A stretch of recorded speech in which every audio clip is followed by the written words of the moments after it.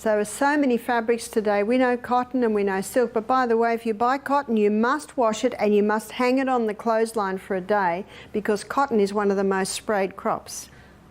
So you've got cotton, wool, silk, bamboo. You may not be aware that rayon and viscose are both made out of wood pulp, so they're considered natural fibres. And modal, M-O-D-A-L. I've even got modal stockings. I've bought a modal petticoat. It's a very fine silky, and it's the cellulose spun from the birch tree. So the three that you need to be very mindful of are your acrylic, polyester and nylon. Now with guys, their underwear's cotton, their undershirts are cotton. It's not such a big deal, but ladies like the pretty things, and unfortunately a lot of those pretty things are made out of nasty materials, nasty fabrics. And when they're against the woman's body and she exercises and gets hot, her pores open, the fabric gets hot, and she starts to absorb those chemicals. But you have some great companies. I think Fruit of the Loom, they sell very nice sports bras and underwear that are made out of cotton. I don't mind if there's 5% polyester or nylon to give it a little bit of stretch, as long as predominantly it's made out of natural fibre. So let me give you the soy issue, because you will read articles that will say, if you have breast cancer, don't touch soy. You've read that? Yes. Prostate cancer. So let me give you the truth on this. Here are 3 cells, and these 3 cells have estrogen receptor sites. Now this estrogen is what we call xenoestrogen. So these here are xenoestrogen. So your chemicals, your herbicides, your insecticides, the plastics.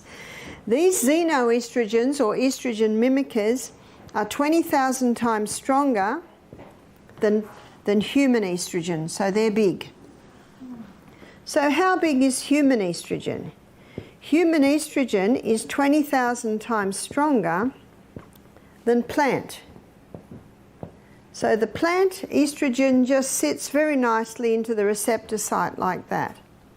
Well, what about the plant? Well, it's a tiny little slip of a thing that just lines the receptor site like that. So, students, is it the plant we need to be fearful of? No, no, no, it's the chemicals that are the most. But let me tell you why many are saying the soy. Here's the soybean grown in America today. It's called Roundup Ready, which means it's been genetically modified to resist Roundup. First problem, it's been genetically modified. A farmer told me this. He said, we spray 5 times before harvest, all the weeds die, and the soybean keeps growing. That's a worry, isn't it? But you know what it means? That soybean has 5 doses of Roundup in it. That is a dangerous soybean. That soybean will increase prostate cancer and breast cancer, but not because of the natural estrogens that are in the soy, but because of the poisons that it is grown with. Now, the beauty of the plant estrogens, soy being, of course, probably one of the main ones, when it comes to the receptor site, it knocks on the door. Excuse me, do you need me? Remember Psalm 104 verse 14, God gave herbs for the service of man. So it knocks on the door and the cell says, no thanks, we got enough. So plant estrogen says, well, I'll just sit at the door. And can you see that it protects that receptor site now from any xenos that might come along? But if it knocks on the door and says, please come in, then it will come in. Medicine calls it synergism. It works with the needs of the body, and that's what the herbs do. So you can see that we don't need to fear soy. The only soy we need to keep away from really is the one that's been genetically modified and grown with poisons. So if you buy soy and it's organic, you can be just about 99% sure that it hasn't used genetically modified seed, because if an organic farmer uses the genetically modified seed, he loses his organic status. Before I have a look at what turns this around, estradiol and estrone, with their strong cell proliferator action, all of the xenoestrogens have that strong cell proliferator action, very similar to estradiol and estrone. So how can we turn this around? If you don't turn the tap off, you're still going to be mopping up in the other corner. If you don't find the cause, you will never have a cure. So number one, eliminate. Eliminate the pill. Well, how can we stop having babies popping up everywhere? Sex is two-part, contraception should be two-part. I believe the woman's role is to know when she is ovulating. My daughter showed me her phone. She's got an app on her phone now that tells her if she's safe or not safe. So what she does is she takes her temperature every day and puts it into the app on her phone. And this is what she'll find. Her temperature will do this, then it'll drop and go up onto a higher plane. And that is her sign that she has begun to ovulate. That's sign number one. So she just gets into the habit of taking her temperature before she gets out of bed every day. And some couples will do that if they're wanting to fall pregnant, so they know exactly we're about to be together quite often. So the second sign is that her vaginal lubricant changes. So when a woman is in the estrogen time, it's not as profuse, it's more white. When she is in estrogen, or she's stopped estrogen time, now she's in progesterone time, and progesterone is highest, then the lubricant is a lot more profuse, it's clear and stringy. The third sign is the cervix changes. So what she does is she just checks the vaginal lubricant every day, and then she checks what the cervix is doing every day. Now at first she's got nothing to compare it to, but as the weeks and the months go by, she starts to see a pattern. So she can, I mean, everyone does it on their phone now, don't they? I used to have charts I gave up, but we just do it on the phone now. And she will find that those three signs will come together, and most women will ovulate this week here. But what these signs do, they allow her to define the starting and the finishing. So what she says to her husband here, I am safe. Here, I am unsafe. Here, she's safe. Now, when she's unsafe, then it's the man's role to either use a condom or master the art of withdrawal. I was reading an article on Italian men, how they prided themselves in not getting their women pregnant by mastering the art of withdrawal.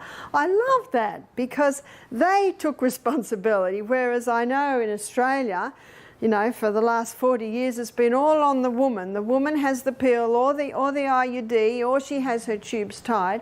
But it starts to come a little bit of a man, and he will have a vasectomy, which I do not agree with, because once you start cutting tubes, I wonder if a study has been done to show if the men that had vasectomies 20 years later are getting the prostate problems.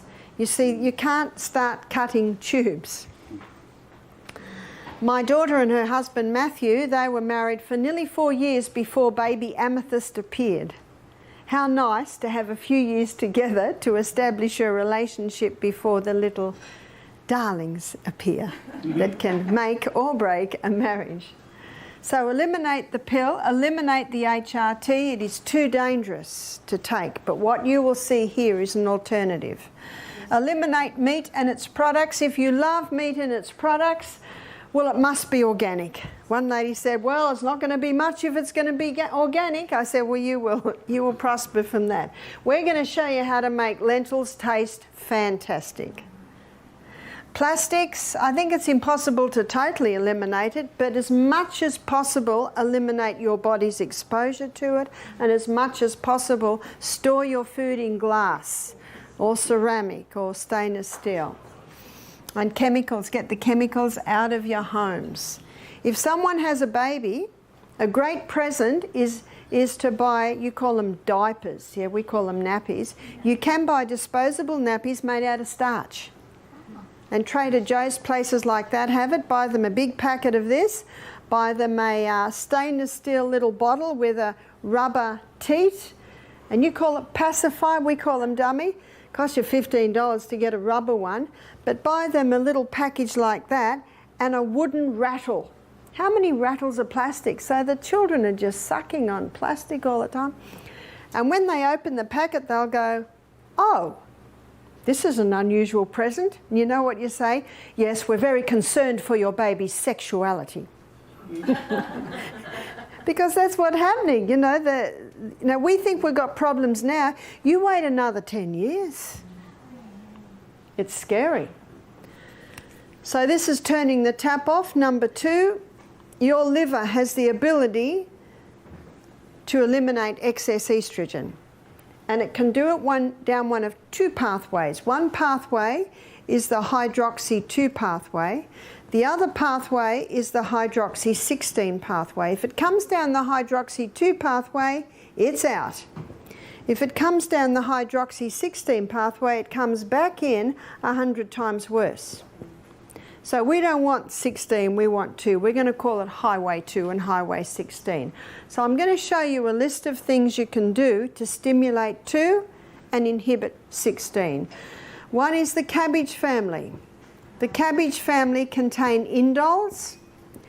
You can pay $100 and get a supplement with indoles, or you can just eat cabbage every day. Cabbage or Brussels sprouts or broccoli or cauliflower, bok choy, kale. They all contain indoles, and you're probably not surprised to know that the organic has a far higher indole content compared to non-organic. What indoles do is they stimulate Highway 2 and inhibit Highway 16. Also, the vitamin B family, specifically B6, B9 and B12. B6, 9 and 12 all stimulate Highway 2 and inhibit Highway 16. Licorice, I'm not talking about the candy licorice, I'm talking about the herb licorice. If you have high blood pressure, don't use that one. Flaxseed. Flaxseed, every day from when you start eating in a couple of days, we will feed you again, you'll be getting ground flaxseed. It contains lignans, and these lignans stimulate Highway 2 and inhibit Highway 16. It rings true of Hippocrates saying, let food be your medicine and medicine be your food. Number 3, Australia sells a cream called the Anna's Wild Yam Cream. The Anna's Wild Yam Cream contains a plant chemical called diosgenin. And when the diosgenin in that cream is applied to your skin, the fat cells take it up and it stimulates this pathway that your body uses to make progesterone. So the beauty of this cream is it stimulates your body to make its own progesterone. You can buy in the US progesterone cream, and I think if someone's having hot flushes every 15 minutes, they've just found out they've got breast cancer, they're not sleeping because insomnia is another sign of an imbalance, I think the progesterone cream can play a part initially, maybe for the first jar, maybe 4 months. But then it is important to go over to the Anna's so that you're applying a cream that will stimulate your body to do it. Whenever I come to the US, I meet women who've been on the progesterone cream for a couple of years, it's just not doing it anymore. But I find that most women respond well to the Anna's Wild Yam Cream. It's working with your body. How do you apply it? 1 finger dip, so you put your finger in just past the nail bed. First time you might be the inside of the arms. It's twice a day. So morning might be inside of arms, evening might be chest. Next day it might be abdomen. Next evening it might be the inside of thighs. So you alternate the sites of application. And a woman applies this cream for 3 weeks a month. So it's these 3 weeks here. So the woman stops when she is menstruating. If she's not menstruating anymore, she chooses 1 week of the month where she does not apply the cream. A lot of ladies find that choosing the first or the last week of the month makes it just easier to remember. How long should a woman be on it? At least 1 year. One lady said to me, I tried this cream and it didn't work. I said, how long did you try it for? She said, 2 months. I said, well, this is what's happening after 2 months. Here's the imbalance. After 2 months, we're about here. Where do we want to be? We want to be here. The good news is if it took 20 years to get out of balance, it won't take 20 years to get back into balance, but it might take 1 or 2 years. If a woman is applying the cream and she stops after a year and say her hot flushes return, what's her body saying to her? A bit more, please. A bit more. And one lady said she tried it another 6 months, then stopped, and she had no more hot flushes. One lady told me that within 6 months, no, it wasn't 6 months. She said within 1 month of applying the cream, her blood loss had halved. How many ladies have had their uteruses taken out when all they really needed was to balance those hormones? I've also found that women respond well with thyroid problems. You see, high estrogen opposes thyroid problems. High estrogen opposes thyroid function. So a lot of ladies who are on the pill when they're in their teens, 20s, it's 30 years later, but the hormones are still out of balance. I've also met people who've gone onto the cream for their osteoporosis. Progesterone boosts bone building cells. They're your osteoblast cells. Strengthens the bones. There is no toxic dose of progesterone. Can you have too much happy hormone? I don't think so. But there's definitely a toxic dose of estrogen. I met a 9-year-old girl who was on it. She developed breasts at 8 and started menstruating at 9. So whether you're if you're between 9 or 90, this cream can be applicable for you. I've also met some ladies, particularly ladies, who've conquered their depression by going on the Anna's Yam cream and boosting their happy hormone. It is also important, this is point number 4, that the 8 laws of health are implemented, and we will be pursuing those from tomorrow. So that means all the stimulants must go. What are they? What are the stimulants? We'll define them tomorrow. We'll do your caffeine and your alcohols, your refined sugars. So I've written those 8 laws up there, and adhering to them brings balance naturally into the human body. And the Yam cream just helps with that balancing of the hormones. If a woman is going through menopause, she's having hot flushes, she's got weight gain, she just cannot lose weight, the Yam cream helps that because it gets the estrogen down, gets the progesterone up. And because it gets the progesterone up, it helps with her sexual desire. And it also helps with her mood. But there is 2 things that it will not affect immediately. And I find many women, 50s, 60s, this is happening to them, sex has become very painful. The cells that line the vagina are so sensitive and they've lost lubricant. And it's very hard for the man to see that his wife's hurting. And something's come along that is helping these women. So we'll put this as number 5, and this is yoni stones. The Chinese dynasty developed yoni stones to help the young concubines be sexually toned for the emperor. But they're very popular today, and ideally they're made out of nephrite jade. Nephrite jade is like a green marble. The nephrite jade is heavy, and as you'll see why that's important in a minute, but it's also a smooth marble, so there are no crevices. So when these are ordered, they're ordered in a set of 3. So this is the largest stone, it's about this big, and then they're like an egg. And then the next stone, and then the next stone, that's the smallest stone. There are 2 holes in the bottom so that a woman can insert dental floss for easy extraction. And what a woman will do is she'll insert the stone, the largest end first, so that we'll touch her cervix. She begins with the largest stone, and she will not even know it is there, but she will wear it for 1 hour a day for the first week. 2 hours a day for the second week, 3 hours a day for the third week, 4 hours a day for the fourth week, and on the fifth week she's up to wearing it 5 hours a day. And she wears it for 5 hours a day for about 6 months. By now her pelvic girdle is so strong that she can go over to the middle-sized stone and she can go straight into wearing that for 5 hours a day. After 6 months, she can go to the smallest stone. This is strengthening her girdle, her pelvic girdle internally. So I'm going to draw the pelvic girdle so you know what I mean. Here's the pelvic girdle. There is the belly button, and up the other end is the bottom of your spine, the coccyx. So here's your anal sphincter, that's your vagina, and the urethra. So it looks like this. It's a muscular system, muscles threaded all through, but around the orifices, it's all muscle. So it's a muscular girdle, this pelvic girdle.